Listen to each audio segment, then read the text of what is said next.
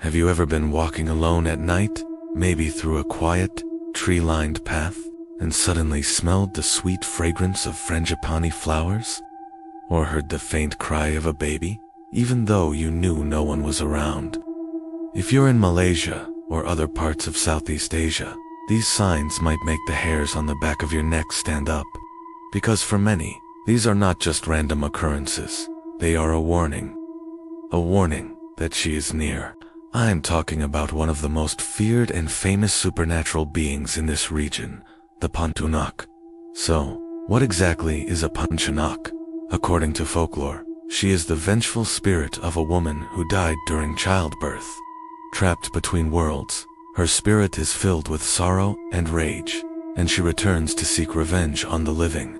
The name itself, Pontianak, is believed to be a shortened form of Perempuan Marti Beranak, which in Malay means the woman who died giving birth. Just the name alone carries a heavy, chilling weight.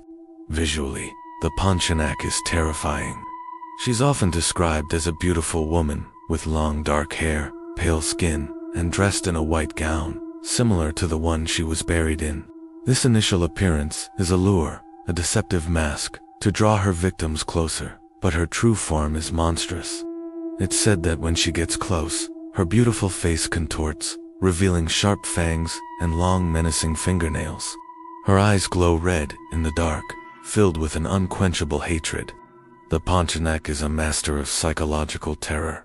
She doesn't just jump out and scare you. She plays with your senses. The first sign of her presence is often olfactory. A beautiful, sweet floral scent, usually frangipani or jasmine, will suddenly fill the air. If the scent grows stronger, it means she's far away. But if the scent begins to fade and is replaced by a foul decaying stench, like that of a rotting corpse, then you know she is right beside you. Then comes the sound. It starts as the soft cry of a baby. You might hear it echoing from a distance, making you feel concerned, maybe even wanting to help. But as the sound gets closer, it changes. The baby's cry morphs into the chilling, high-pitched laughter of a woman. It's a laugh that cuts through the silence of the night, a laugh that promises nothing but pain and fear. This is her way of announcing her arrival and paralyzing her victims with terror before she even reveals herself. Where do you find a Pontianak? Her favorite haunting grounds are places connected to her life and death. She is most commonly associated with banana trees, particularly the kind with a flower bud or heart hanging down, as it is believed she resides there during the day. Old, abandoned buildings, quiet rural roads, and cemeteries are also her domains. Basically, any place that is dark, lonely, and feels forgotten could be her territory. This is why many locals will warn you against walking alone at night, especially near clusters of banana trees. Now, you might be wondering, what does she want? The primary motive of the Pontianak is revenge. She targets men whom she blames for her suffering. According to the stories, she lures them with her beauty, and once they are under her spell, she reveals her true form and attacks, using her long, sharp fingernails to dig into their bodies and pull out their internal organs, which she then devours. It's a gruesome and terrifying fate. But men are not her only targets. She also goes after pregnant women, driven by a deep sense of jealousy for those who have what she lost a chance at motherhood. It's said she will harass and torment them, hoping to cause a miscarriage so that the woman will suffer the same fate she did. She also seeks to harm newborn babies, perhaps to steal the child she never had. This is why, traditionally, sharp objects like scissors or nails are placed near a newborn's crib, as it's believed that these can ward off the spirit. The legend of the Pontianak is so deeply ingrained in the culture here that there are specific ways people believe you can protect yourself. The most well-known method involves a nail. According to the myth, if you can drive a long iron nail into the hole at the nape of the Pontianak's neck, you can break her curse. The nail will supposedly transform her back into a beautiful, human woman, and she will become a loyal and obedient wife. She remains human as long as the nail stays in her neck. But if the nail is ever removed, she will revert to her ghostly form and exact a terrible revenge on the one who trapped her. There are countless tales of men who married a former Pontianak, only for a moment of carelessness to lead to their horrific demise when the nail was discovered and removed. The image of the Pontianak has haunted the Southeast Asian imagination for centuries, and it continues to do so. She is more than just a ghost story told around a campfire. She represents deep-seated cultural anxieties about childbirth, womanhood, and loss. In a time before modern medicine, the high mortality rate for mothers and infants was a tragic reality. These stories were a way to process that grief and fear, to give a face to the unseen dangers that could snatch a life away in its most vulnerable moment. Her story is a powerful cautionary tale. It warns against arrogance, infidelity, and mistreating women.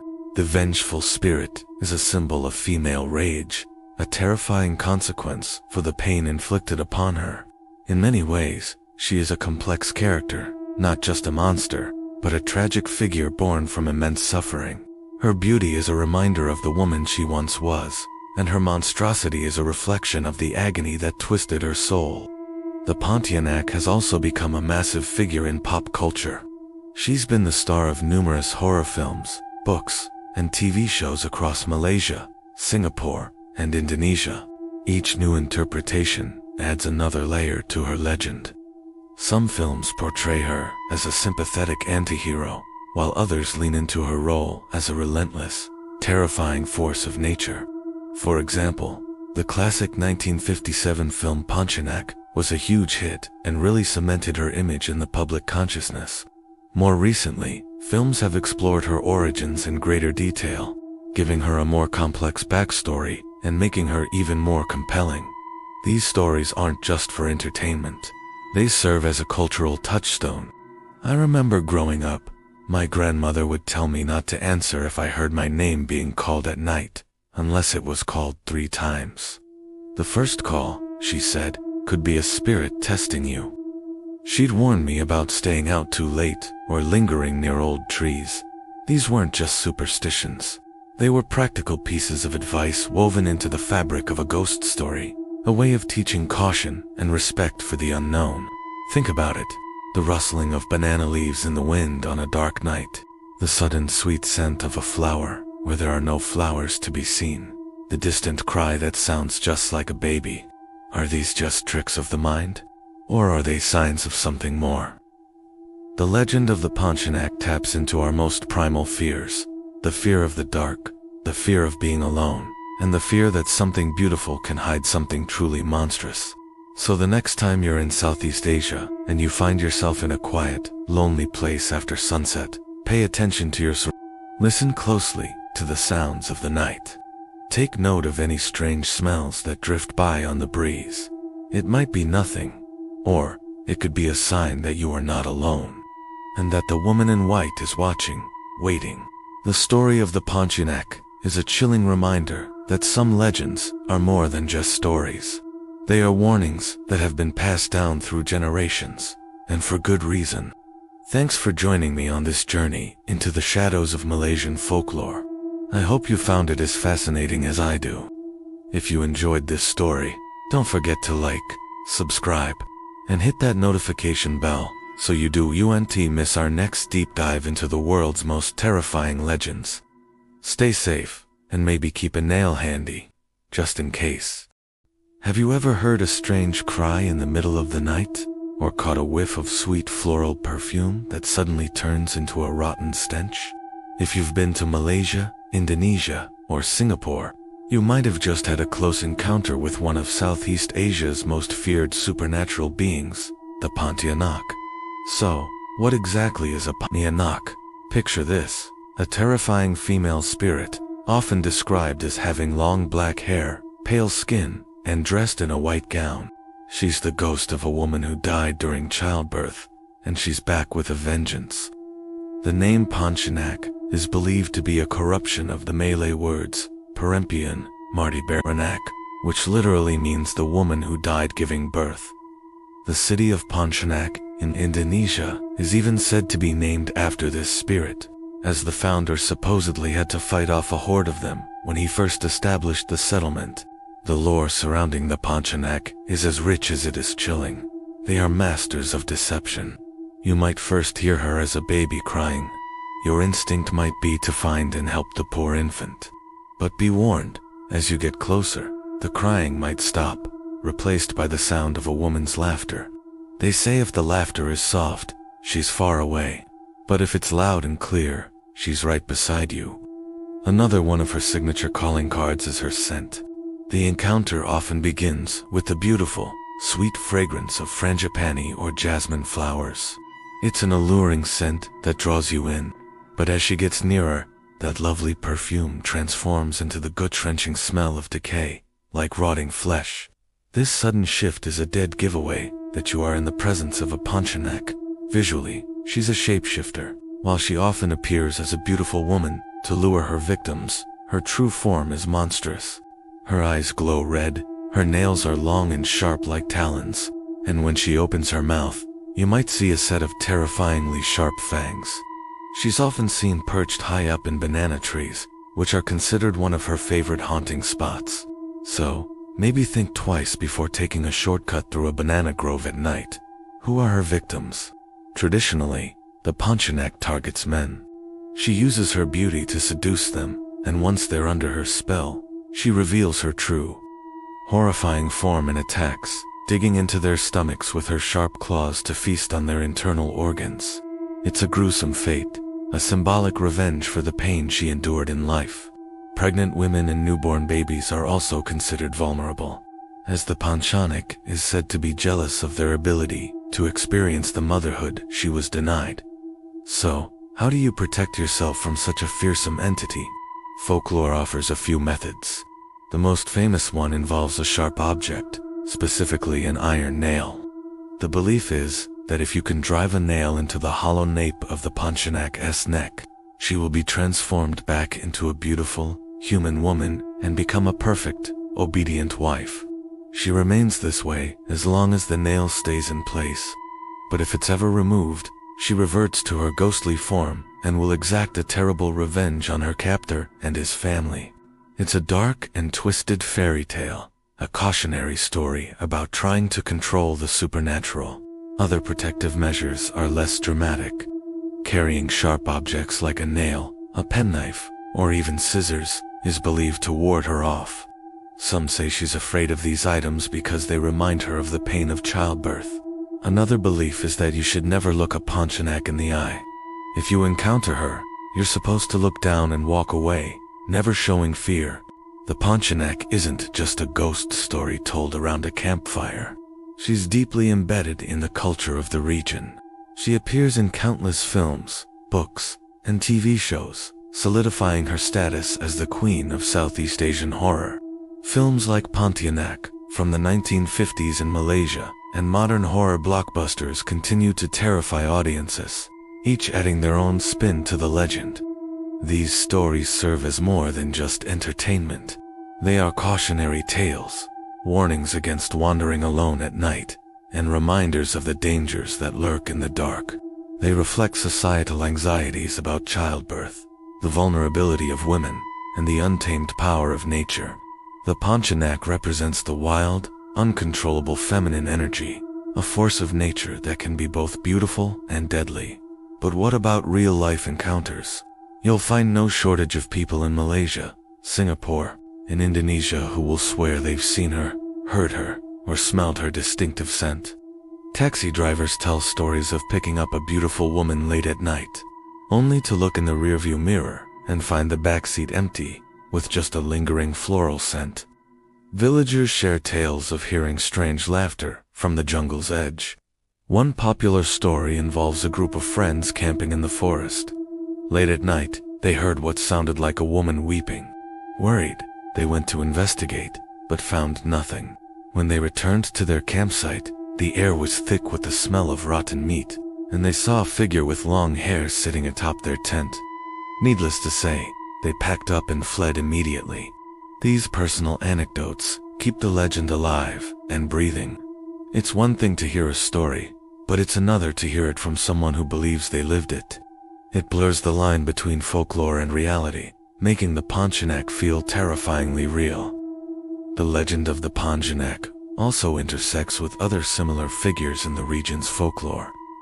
In the Philippines, there's the manananggal, a creature that can sever its upper torso from its lower body and fly around with its entrails dangling, preying on pregnant women.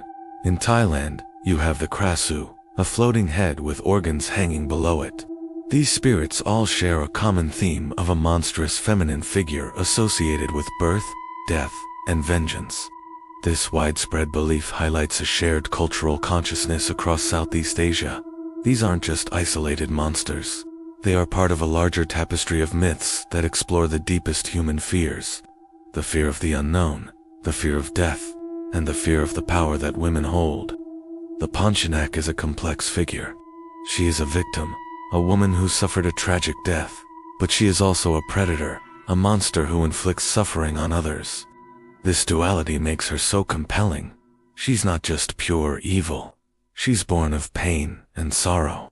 Her story is a tragic one, and while she is feared, there's also an undercurrent of sympathy for her. In modern times, the legend continues to evolve. The Pontianak is no longer just a village ghost. She haunts urban landscapes too.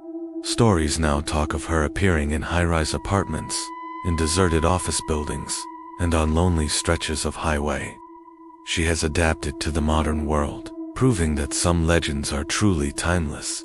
So, the next time you're walking alone at night in Southeast Asia, and you hear a baby cry or smell a sudden, sweet perfume, pause for a moment. Listen carefully. Is the sound getting closer? Is the scent starting to sour? It might just be the wind, or your imagination running wild. Or, you might just be about to meet the infamous Pontianak. Be careful out there.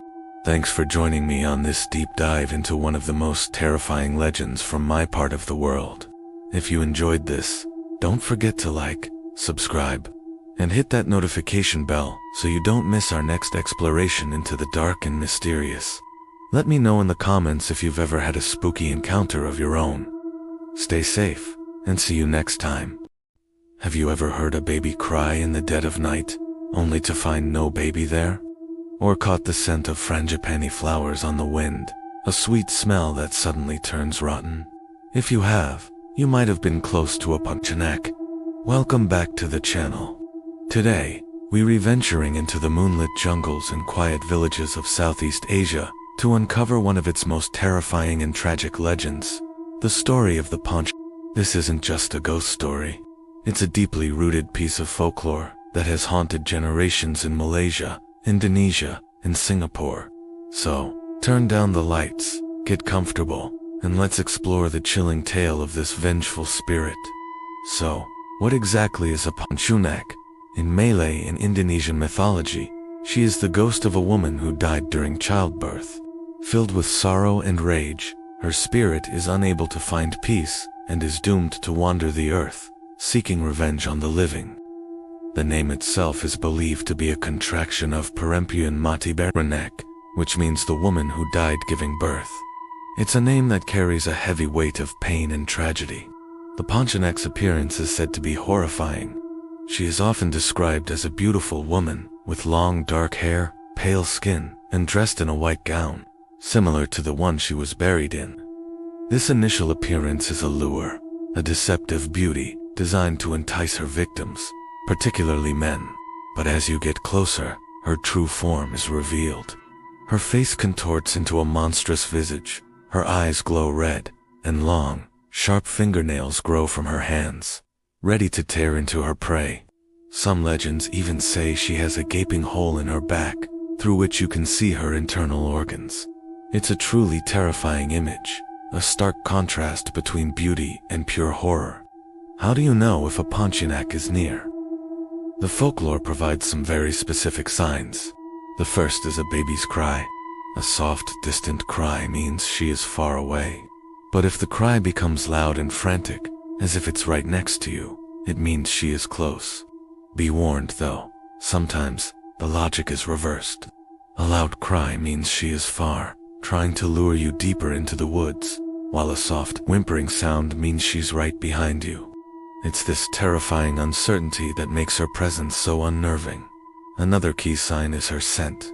The air will suddenly fill with the sweet, intoxicating fragrance of frangipani, or plumeria flowers. It's a beautiful smell, one that might make you lower your guard. But as she draws nearer, that sweet scent curdles into the foul stench of decay, like a rotting corpse. This shift in aroma is the final warning that you are in grave danger. The Pontianak's favorite hunting grounds are places where nature is wild and untamed. She is most often encountered near banana trees, particularly the Pisang Raja, or King Banana variety. It's said that she rests within the banana groves during the day. Old sprawling trees and abandoned, dilapidated buildings are also her common haunts. She is a creature of the night, most active under the full moon, when the barrier between our world and the spirit world is at its thinnest. Her primary victims are men. She preys on them for two main reasons. First, she seeks revenge for the pain she endured, often blaming men for her tragic demise. She will lure them with her beauty and her mournful cries, leading them to their doom. Once she has them cornered, she uses her sharp claws to disembowel them and feast on their organs. It's a brutal and gruesome end. The second reason is to feed. Pontianaks are often depicted as vampiric entities.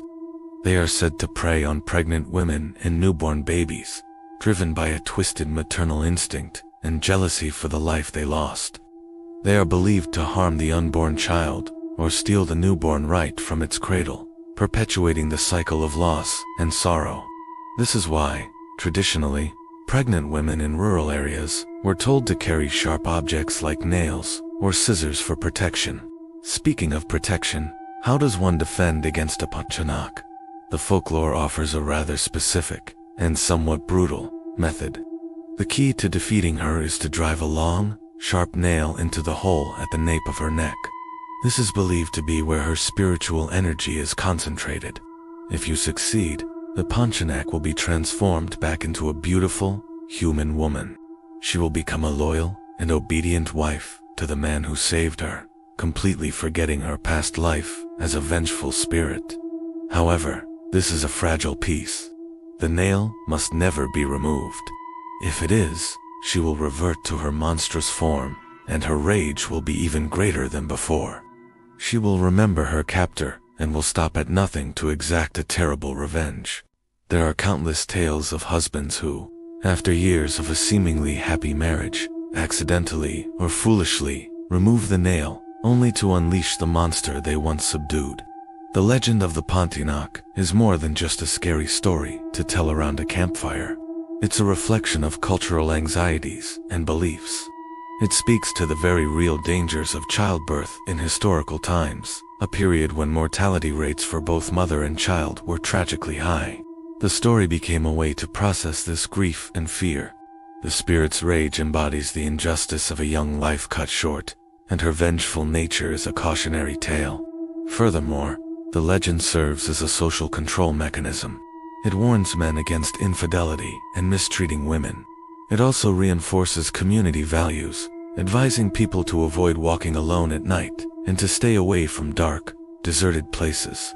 The specific signs the babies cry, the floral scent became a shared language of warning, a way for the community to protect itself from unseen dangers. The influence of the Pontianak is still incredibly strong in modern Southeast Asian culture. She is a staple of horror cinema in Malaysia and Indonesia, with countless films dedicated to her terrifying story. From classic black and white horror flicks to modern blockbusters, the Pontianak continues to petrify audiences.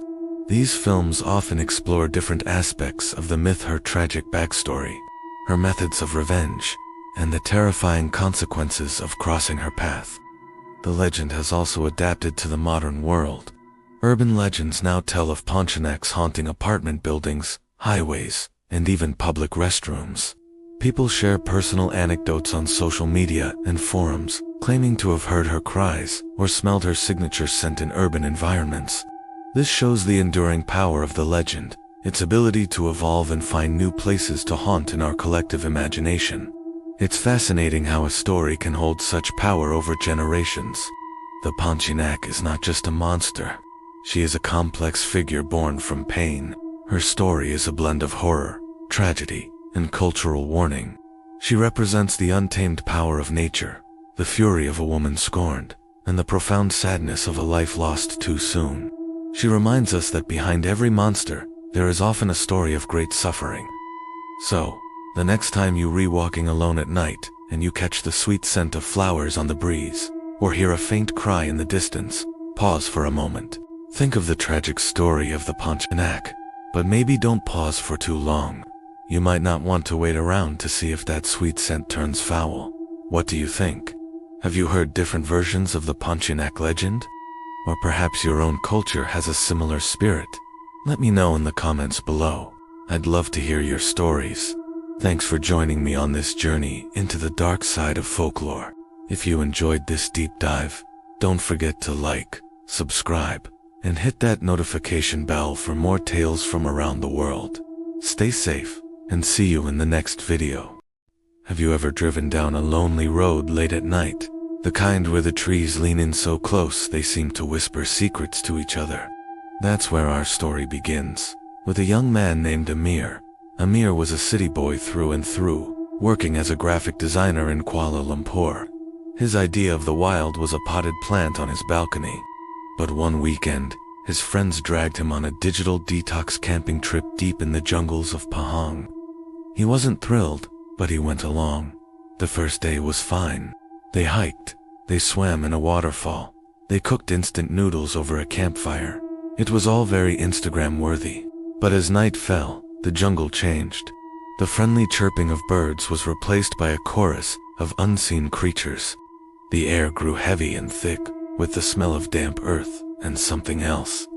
Something cloyingly sweet, like frangipani flowers left out too long in the sun. Amir's friends, seasoned campers, were swapping ghost stories. Of course, the main star of the show was They described her in vivid detail, a woman who died in childbirth, now a vengeful spirit, with long black hair, a white dress, and a terrifying thirst for revenge against men. They laughed about it, but Amir felt a knot tighten in his stomach. He'd heard these stories from his grandmother, but they always felt distant, like fairy tales. Out here, under the oppressive canopy of the ancient forest, they felt chillingly real. Later that night, Amir couldn't sleep. The sounds of the jungle were getting to him. Around 2 a.m., he decided to walk to the small stream nearby to splash some water on his face. The moon was bright, casting eerie, dancing shadows through the leaves. As he knelt by the water, he heard it. A soft, mournful cry, like a baby. His heart hammered against his ribs. He remembered the stories. First, you hear the baby cry. He told himself it was just an animal, a civet cat, maybe. He tried to ignore it, but the crying got closer, more insistent. He stood up, his senses on high alert. He scanned the dark tree line, his phone's weak flashlight beam cutting a pathetic path through the gloom. Nothing. He decided to head back to the tent, his digital detox forgotten as he clutched his phone like a lifeline. As he turned, he caught that scent again, much stronger this time, overwhelmingly sweet, like a funeral parlor. It was so strong it made his eyes water. And then he saw her, standing by a large banyan tree, partially obscured by the hanging roots, was a figure in white. A woman with hair so long, it brushed the ground. Her back was to him. Amir froze. Every cell in his body screamed at him to run, but his feet were glued to the spot. He couldn't see her face, just the pale outline of her dress and that impossible curtain of black hair. The baby's cry had stopped. Now, there was only a dead, terrifying silence. He remembered another part of the legend. If the cry is far, she is near. If the cry is near, she is far. The crying had been so close. He fumbled with his phone, trying to turn on the camera, not because he wanted a picture, but because the rational modern part of his brain needed to see her through a screen to believe it wasn't a hallucination. As he raised the phone, the woman began to turn, slowly, unnaturally. He saw the edge of her face, pale and luminous in the moonlight. But then, he heard a different sound. Laughter, a high-pitched, chilling giggle that echoed through the trees. It wasn't a happy sound. It was the sound of pure, unadulterated malice. That's what broke the spell. Amir turned and ran. He didn't look back. He crashed through the undergrowth, branches whipping at his face, the sound of that terrible laughter chasing him all the way back to the campsite. He dove into his tent, zipping it up with trembling hands, and huddled inside, praying for the sun to rise. His friends found him the next morning, pale and shaking. He tried to explain what he saw, but they brushed it off. "You just freaked yourself out with the ghost stories, man," one of them said, clapping him on the back. "Probably a tree stump or something." But Amir knew what he saw, and what he smelled. The scent of frangipani clung to his clothes for the rest of the day. When they were packing up to leave, Amir walked back towards the stream, needing one last look in the safety of daylight. He found the banyan tree. There was nothing there, of course, except, caught on one of the low-hanging aerial roots, was a single, long strand of black hair. And at the base of the tree, trampled into the mud, was a fresh, white frangipani flower. Amir never went camping again. Back in the concrete jungle of KL, surrounded by the noise and lights of the city, he felt safe. But sometimes, late at night, when he's working, a faint, sweet smell will drift through his open window from a neighbor's garden. And in that moment, the city noise fades away, and all he can hear is the echo of a baby's cry and a woman's terrible laughter. He quickly shuts the window, turns up his music, and tries to forget the night the old stories became terrifyingly real. Some things you see don't need a screen to be seen. They find you in the dark, and they never really let you go. Thanks for listening to this chilling tale. If you've had a similar experience or know someone who has, share your story in the comments below. Don't forget to like and subscribe for more spooky stories from this side of the world. Stay safe out there, and maybe think twice before answering the call of the wild. The days following my first encounter with the Pontianak were a blur of sleepless nights and paranoid days. I tried to tell myself it was a one-time thing, a trick of the light, my mind playing games with me after a long day. But every night, the scent of frangipani would drift into my room, thick and suffocating, followed by that soft, mournful weeping. It started faintly, as if from a distance, but each night it grew closer, clearer, until it sounded like she was right outside my window. I stopped going out after dark. My friends called, my family worried, but how could I explain that I was being stalked by a ghost? I felt trapped in my own home, a prisoner of my own fear. I even went back to the old Bomo, the spiritual healer, but he just shook his head, his eyes filled with a grim pity. He said this one was strong, latched on, and there was little he could do. He gave me some blessed water and a few prayers to recite, but they felt like paper shields against a storm. One evening, I was in the kitchen, trying to force myself to eat. The house was dead silent. Suddenly, I heard a sound from the living room. It was the creak of the old rocking chair my grandmother had left me. I never used it. I froze, knife and fork clattering onto my plate. Slowly, I peered around the corner. The chair was rocking back and forth, slowly, rhythmically, as if someone was sitting in it. The air turned ice cold, and the weeping started, not from outside, but from the chair itself. It was a sound of pure agony, and it vibrated through my very bones. That's when I saw her. For a split second, reflected in the dark screen of the television, I saw the shape of a woman with long dark hair sitting in that chair, her back to me. My heart hammered against my ribs. I stumbled back into the kitchen, grabbing my keys. I couldn't stay there another second. I ran out of the house, not even bothering to lock the door, and drove aimlessly into the night, the sound of that weeping echoing in my ears. The hauntings became more direct after that. I'd see her fleetingly in reflections, a pale face in a darkened window, a flash of white in my rearview mirror. Long black hairs would appear on my pillow, tangled in my clothes. One night, I woke up choking. I sat bolt upright, gasping for air, and saw her standing at the foot of my bed. She wasn't weeping anymore. She was just standing there, her head tilted, a grotesque smile stretching her pale lips. Her eyes were black pits, and they were fixed on me. I screamed, scrambling away until my back hit the headboard. The lights flickered, and then went out, plunging the room into total darkness. The only thing I could hear was my own frantic breathing and a low, guttural laugh that seemed to come from all around me. I knew then that she wasn't just trying to scare me anymore. She wanted something, and I was terrified I was about to find out what it was. In the dead of night, deep within the lush, humid jungles of Southeast Asia, a faint cry echoes through the trees. It sounds like a baby, lost and alone. Your instinct might be to follow the sound, to help. But local wisdom warns you, turn back. The closer you get, the softer the cry becomes, until it fades completely. That's when you smell it. A sweet, floral scent, like frangipani blossoms, wafting through the air. It's intoxicating, drawing you deeper into the darkness.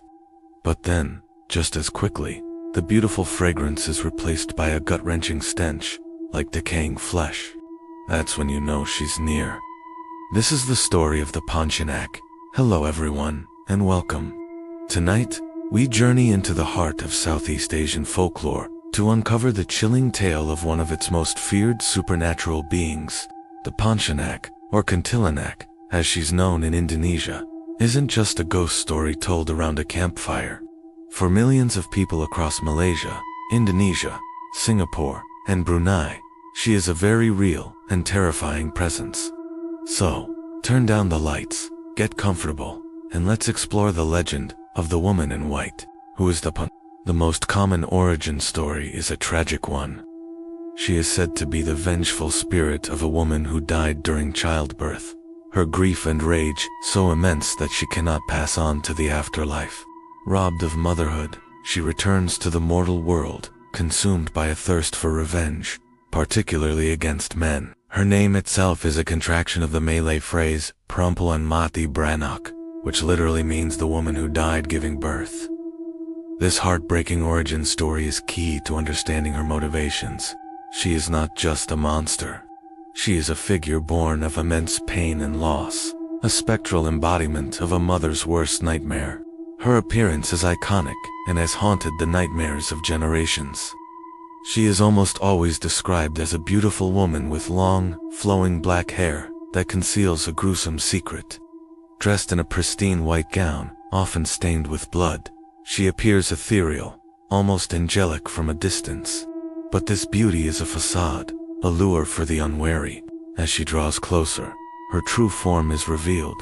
Her face contorts, her eyes glow with a malevolent red light, and her perfectly manicured nails extend into razor-sharp talons, ready to tear into her victims. And then there's the hole, a gaping, bloody wound in her back, through which she can be seen for what she truly is, an undead horror. Some legends say this is where a demon entered her body upon her death, twisting her spirit into the monster she became. So how do you know if a Pontianak is nearby? The signs are subtle at first, playing on your senses. It begins with that phantom baby's cry. This is her most famous lure, preying on human compassion. The strange thing is, the sound works in reverse. If the cry is loud, she is far away. If it becomes a faint whimper, she is right behind you. Then comes the scent, that beautiful, sweet smell of frangipani, or jasmine flowers, a sign that she is approaching. But when that scent abruptly turns into the nauseating smell of decay, it's too late. She has you. Another telltale sign is the howling of dogs. It's said that if a dog howls, the Pontianak is far. But if it whines or whimpers softly, she is standing right outside your door. She is a creature of the night, most active during a full moon. Her favorite haunts are rural villages, secluded roads, and, most famously, banana trees. The Pontianak is said to reside in the heart of the banana blossom during the day. This is why many people in the region refuse to plant banana trees near their homes and will often cut down the blossoms before they can fully bloom. It's a simple act of prevention against a terrifying possibility. You might be walking home late at night, passing a familiar grove of banana trees, when you catch a glimpse of white from the corner of your eye. You turn, and there's nothing there. But the air suddenly feels cold, and the hairs on the back of your neck stand up. That's the feeling she leaves in her wake. Her methods of attack are brutal and terrifying. She targets men, driven by her eternal rage against the gender she blames for her fate. Using her sharp claws, she is said to disembowel her victims, feasting on their internal organs. But her cruelty doesn't end there. She also preys on pregnant women, driven by a twisted jealousy for the motherhood she was denied. She might torment them, causing miscarriages, or worse, steal their unborn child right from the womb. This makes her a figure of particular terror for expectant mothers and their families, who perform rituals and carry protective amulets to ward her off. But this isn't just ancient folklore. The belief in the Pontianak is alive and well, with countless modern-day encounters fueling the legend. Let's talk about some of these stories. In Singapore, a group of national servicemen on a nighttime training exercise in a forested area reported a classic encounter. They heard a baby crying, and against their better judgment, 2 of them went to investigate. They followed the sound until it stopped, and a sweet floral scent filled the air. Suddenly, a figure in white with long black hair appeared floating between the trees. They ran for their lives, and the story became a cautionary tale passed down through generations of soldiers. Taxi drivers and late-night commuters in Malaysia often have chilling stories to tell. A common one involves picking up a beautiful woman in white on a deserted road late at night. She asks to be dropped off at a cemetery or a dark secluded spot. When the driver turns to collect the fare, the passenger has vanished, leaving behind only the lingering scent of flowers and a damp patch on the seat. Or worse, the driver catches a glimpse of her in the rearview mirror, and her face is no longer beautiful, but a horrifying mask of rage, with glowing red eyes. Even in urban environments, she makes her presence known. Residents of high-rise apartment buildings have reported seeing a figure in white floating outside their windows, many floors up. Others hear scratching at their doors or windows in the middle of the night, accompanied by the faint cry of a baby. These stories aren't confined to rural villages anymore. The Pontianak has adapted to the concrete jungle. One particularly infamous story comes from a construction site in Malaysia. Workers building a new condominium repeatedly reported strange occurrences. Tools would go missing, heavy machinery would start on its own, and a woman's laughter would echo through the unfinished building at night. The sightings of a woman in white became so frequent and disruptive that the developers had to call in a bomo, a local shaman, to perform a ritual to appease the spirit and cleanse the site. Whether you believe it or not, the fear was real enough to halt a multi-million-dollar project. These stories, passed down through word of mouth and now shared on the internet, serve a purpose. They reinforce the cultural belief and keep the legend potent and terrifying. Every new account adds another layer to the mythos, making the Pontianak a constantly evolving, modern-day monster. So, what do you do if you come face to face with a Pontianak? According to folklore, there are ways to protect yourself. The most common method involves a sharp object, specifically an iron nail. It is believed that if you can drive a nail into the hole in the back of her neck, the Pontianak will be trapped. The demonic spirit will be expelled, and she will revert to the beautiful human woman she once was. Legend says she can even become a perfect wife, loyal and beautiful, as long as the nail remains. But if the nail is ever removed, she will revert to her monstrous form and exact a terrible revenge on the one who trapped her. This element of the legend adds a strange, tragic romance to the horror. It suggests the possibility of redemption, of saving the woman from the monster. Other methods of defense are more straightforward. Being a creature of darkness and evil, she is said to be repelled by religious verses and symbols. People will often hang verses from the Quran or carry religious artifacts for protection. It's also said that she cannot look you in the eye. So, if you encounter her, you should avert your gaze. Another peculiar belief is that if you see her, you should take off your shirt and wear it inside out. The logic behind this is unclear, but it's a piece of folk wisdom that has been passed down for generations as a way to confuse or ward off the spirit. Now, let's step back from the supernatural and look at this from a psychological and sociological perspective. Why is the Pontianak legend so enduring and widespread in Southeast Asia? What does she represent? At its core, the legend is a powerful, cautionary tale. It serves as a way to enforce social norms and explain the unexplainable. In a time before modern medicine, the high rates of maternal mortality were a terrifying and tragic reality. The story of the Pontianak provided a narrative, a supernatural explanation for these devastating losses. It gave a face to the fear and grief that surrounded childbirth. The Pontianak also serves as a warning against straying from the community and its values. Her victims are often those who are alone, traveling at night, or venturing into dark, forbidden places. The moral is clear: stay within the safety of the village, stick to lighted paths, and don't wander off by yourself. She embodies the dangers that lurk in the unknown, the primordial fears of darkness and isolation that are universal to the human experience. If you have your own Pontianak story, or know of a similar legend from your culture, I'd love to hear about it in the comments below.